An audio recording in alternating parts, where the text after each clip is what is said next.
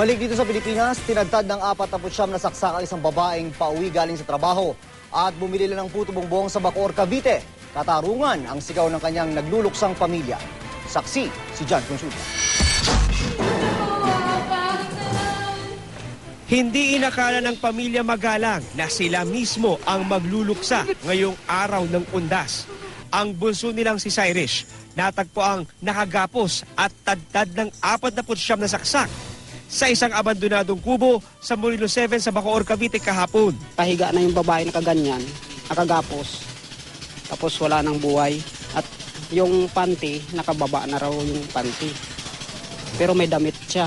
At yung palda, parang nakalihis. 49 na saksak, hindi ko mala nakanti yan. Tapos mamamatay lang sa saksak. Gusto ko na rin sanang matapos na rin buhay ko. Ang hirap-hirap po siya. At talaga namang nakakahinayang kung paanong walang saysay na binawi ang buhay ng 20 anyos na cum laude tourism graduate ng UST. Ang mga kaklaseng dumalaw, hindi nakapagpigil ng emosyon. Makikita mo po sa expression ng mukha niya na excited po siya para sa iyo. Na gustong-gusto po niyang makita na ma-reach mo yung goals mo sa buhay. Kulit-kulit niya. Parang ang sungit-sungit mo na nga, tapos lalapitan ka pa niya. Tapos yun. Na-recover sa crime scene ang relos ng biktima at ang puto bongbong na binili niya bago siya nawala. Dito rin natagpuan ang screwdriver na posibleng ginamit na panaksak sa kanya. Gayun din ang tipak ng konkreto na may bakas ng dugo.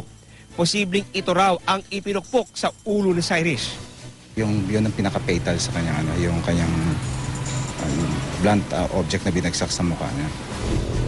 Sa investigasyon ng pulisya, lumabas na huling nakitang buhay si Cyrus sa tricycle terminal sa Barangay Molino sa Bacoor, kung saan niya binili ang puto bongbong. Maalalahanin siya. Gusto niya pag-uwi, may pasalubong. Nakita siguro may itsura kasi yung victim natin, so doon siguro sila nagkaroon ng interest ng mga suspect natin. Pero batay sa autopsy report, hindi ginahasa ang biktima. Tingin ng mga otoridad, posibleng umanong nanlaban si Cyrus, kaya siya pinatay.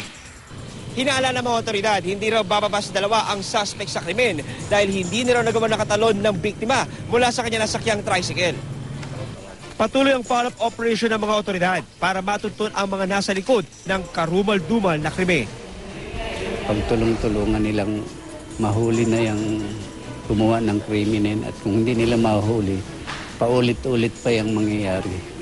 Hindi siguro nakita to. Mula rito sa Bacoor, Cavite, ako si John Consulta, ang inyong saksi.